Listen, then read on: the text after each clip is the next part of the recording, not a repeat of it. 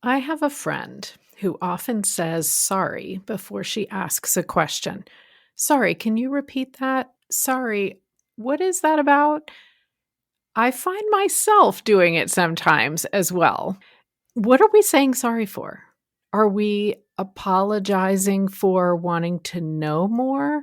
Maybe for interrupting? I guess that one makes sense. For not understanding right away and needing to ask a question? I don't think we know what we're apologizing for, and that's the problem. Stay tuned and let's talk about it. Welcome to Mind Your Midlife, your go-to resource for confidence and success, one thought at a time. Unlike most advice out there, we believe that simply telling you to believe in yourself or change your habits isn't enough to wake up excited about life or feel truly confident in your body. Each week, you'll gain actionable strategies and, oh my goodness, powerful insights to stop feeling stuck and start loving your midlife. This is the Mind Your Midlife podcast. I'm sorry. These are two of the most kind and most disempowering words that midlife women can use. I think it was when I realized that I was saying sorry to random objects in my house that I realized I might have a problem. So I run into things if I'm not paying attention. I don't know about you. And gosh, aren't I so nice that I apologized to the corner of the counter for running into it? So that's a silly example, yes. But it drew my attention to how often I was saying sorry. Sometimes I get really loud and silly. I definitely do this with close friends and with my sister. Then I also often find myself apologizing for doing that. Why? Is it me thinking that I'm too much? I'm saying that in quotes, too much. As long as we were in an appropriate environment for silliness, which is true most of the time in these scenarios I'm thinking about, then why am I apologizing for enjoying myself? It's not needed there. But just to make this complex, sometimes sorry is really needed and, of course, really important.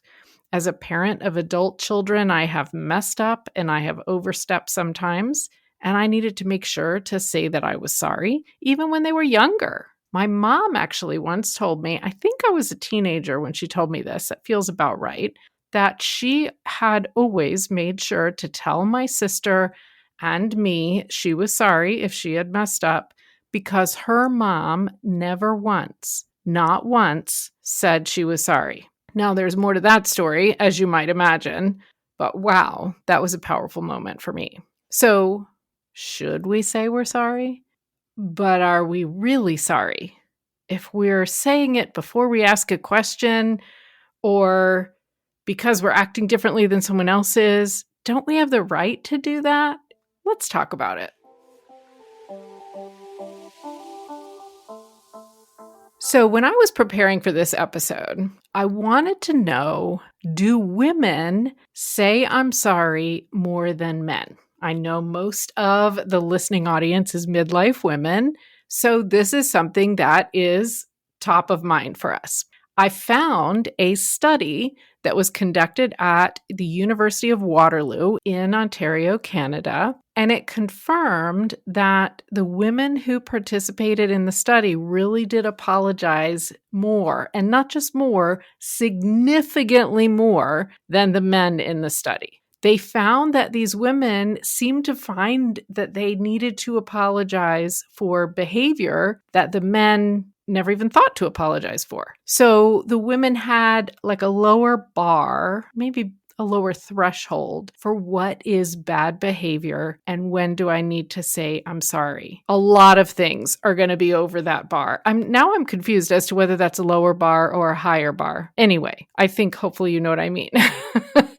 So when the participants in this study thought that their behavior was bad enough that they should be saying sorry, they apologized at the same rate, which means men and women both apologized for bad behavior the same amount, but they identified what was bad behavior differently. Now we've got it. That's the best way to say it. That makes sense to me. What the authors of the study said is, at least in this group, men were just less likely to think that they've offended anyone or caused any problem, and women were way more likely to think that. Now, I also read a little write-up from a neuroscientist who said that saying sorry out of habit, which I think is maybe the problem that we're really talking about, maybe comes from a childhood where being self-confident or sticking up for yourself, being assertive, being in charge was seen as stubbornness or rudeness for kids. And that's a gray area, right? Because if a 5-year-old is trying to be in charge of everything, then maybe that isn't the right behavior in that moment. And so you can see parents are always trying to figure this out. And as we're kids and we have these kind of absorbent sponge brains, sometimes we absorb the message that wasn't intended. So for those of us who grew up with supportive and loving parents, there are still messages that come through that weren't intended. It was how our child brain interpreted the situation. And so often, maybe it was something like this, where we were being told to kind of calm down and sit back, and we kind of created this sorry habit. It's a possibility. This is what a neuroscientist were saying, and that kind of makes sense to me. So this woman's name is Tara Swart. She also said that sometimes you can catch yourself and know that this is something you're doing if you have a lot of sort of hedging when you speak and qualifiers. And I don't know if you've ever heard the advice to stop saying, "I think that," when you want to give your opinion. And this is really probably for the work world where I've heard this advice before, but it's valid everywhere. I used to always, if I wanted to give my opinion about something, let's make something simple. What time are we going to eat dinner? I would say, I think that we should eat at 6 p.m. Well, why didn't I just say, let's eat at 6 p.m.? No, nobody has to agree with me. They can give a different opinion, right?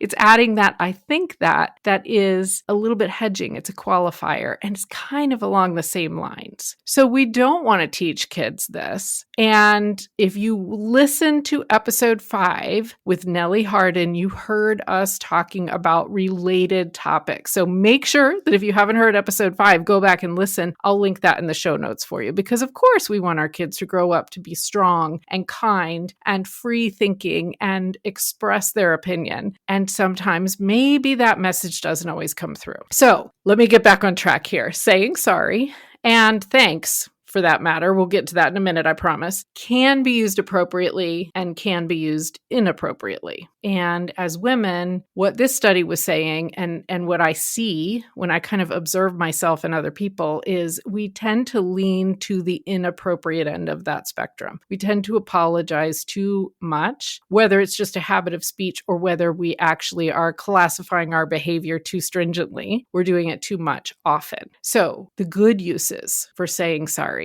Well, of course, if you've done something wrong and you want to apologize, which is probably what you should be doing, then you need to be saying you're sorry. Truly. You also might be saying you're sorry when you're consoling someone about a sad event. Of course, that's a good use for sorry. Not so good use for sorry when you're wanting to say something or speak up, or just at the start of a lot of your sentences, when you're wanting to express your opinion, when you're asking a question. And if you don't quite know what I mean, you'll probably notice it now.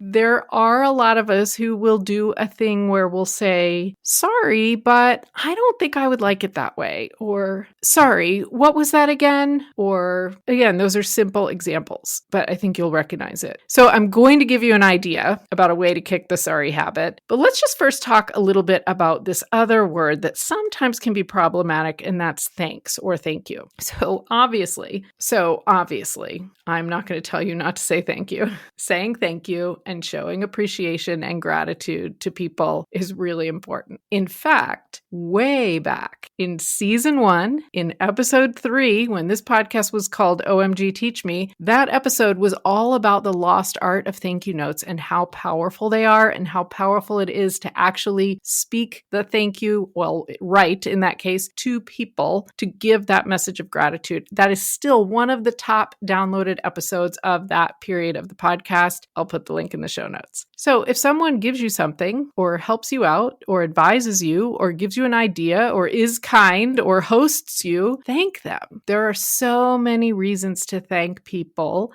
Do it. It matters. But just like with sorry, are you adding thanks in places where you don't really need it and it's changing the dynamic? And for me, what this looks like is putting thanks at the end of every professional email. That is my tipping point into the overuse of thanks, the overuse of this gratitude word. So if I send someone some information that they need for a professional reason, let's say I'm answering a question related to one of my corporate training assignments. I'm providing some information in this email to the person who asked for it. I almost, and I'm not kidding, I almost have to physically take my hand away from the keyboard to prevent myself from typing thanks, Cheryl at the end.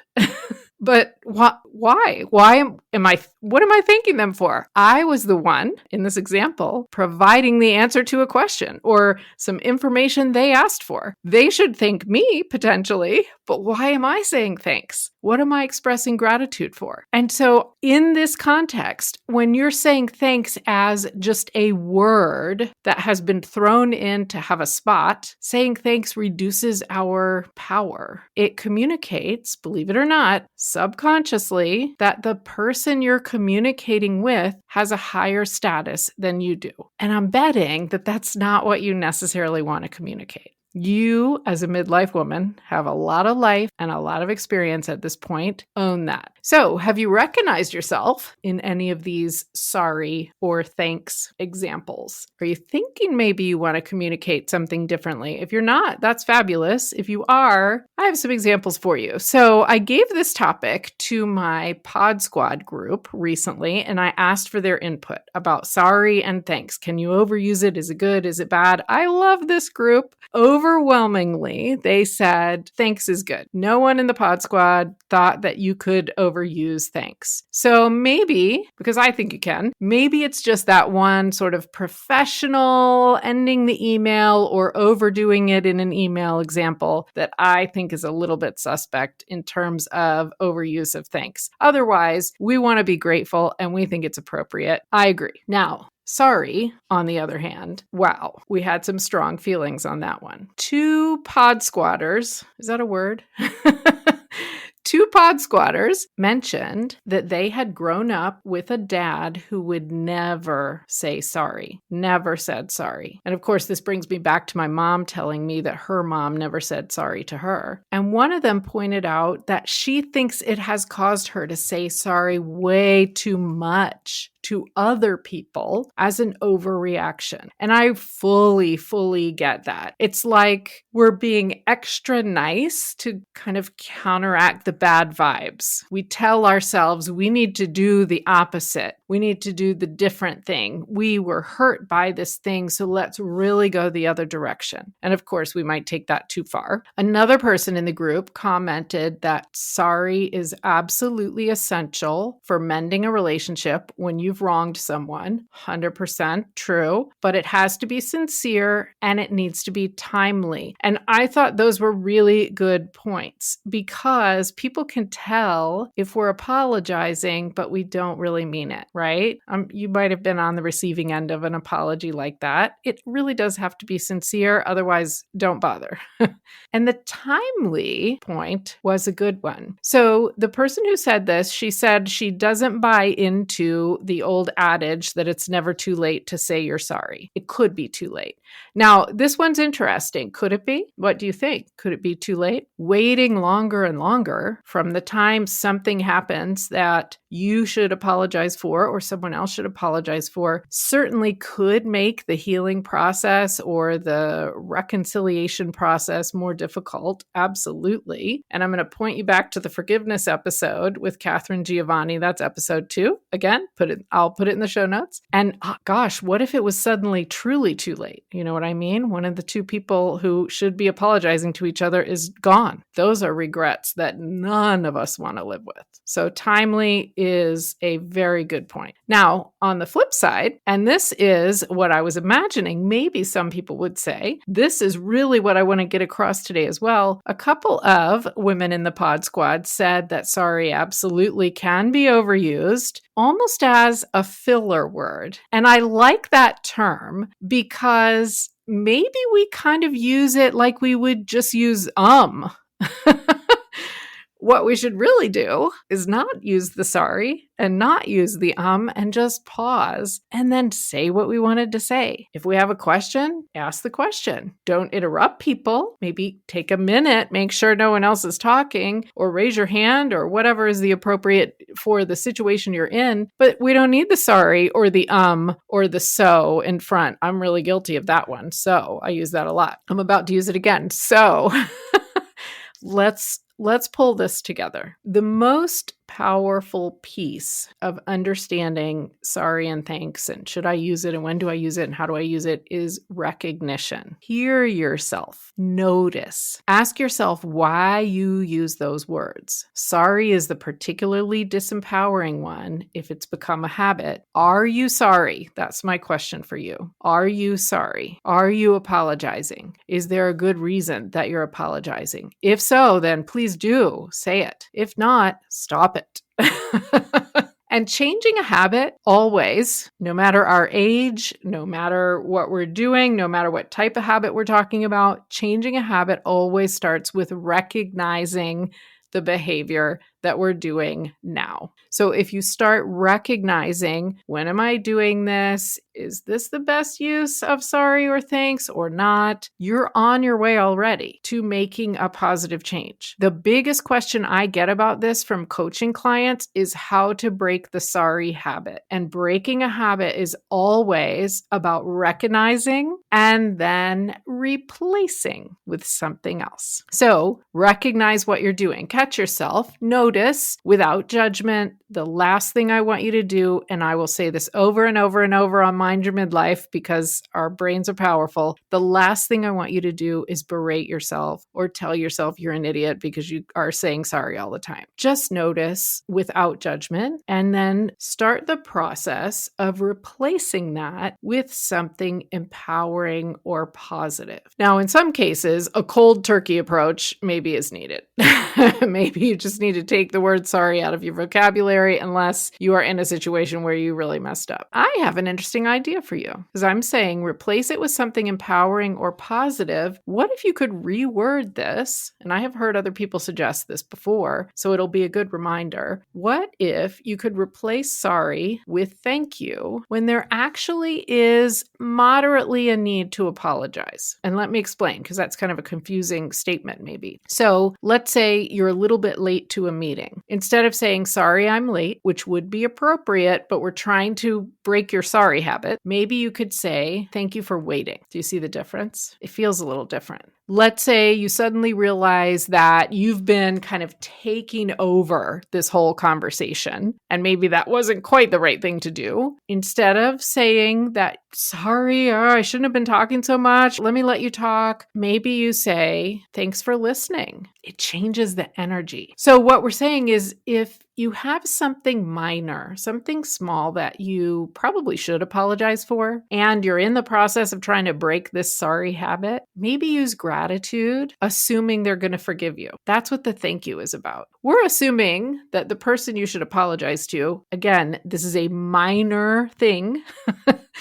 like you were a few minutes late, or you might have talked too much or something like that. You took the last French fry out of the bowl. I don't know. You could say, thank you for letting me have the last French fry. You're using gratitude, assuming that they have forgiven you. It is a great way to break the sorry habit if you need to. It kind of keeps your dignity. It keeps their dignity. And here's the most important thing, because these are situations that maybe a little sorry, maybe a little apology is appropriate. They're going to feel really good because you just thanked them for being a good sport, for being a nice person, for being a good friend, for being patient. And that's going to make them feel good. So it's kind of a cool habit to try. Again, you don't need to try this unless you first recognize that you need to break that sorry habit. If you are not overusing it, you're not doing anything wrong. Cool. I love it for you. And if you haven't done anything wrong in a situation, then you don't need to say sorry, and you probably don't need to say thank you. Keep that in mind.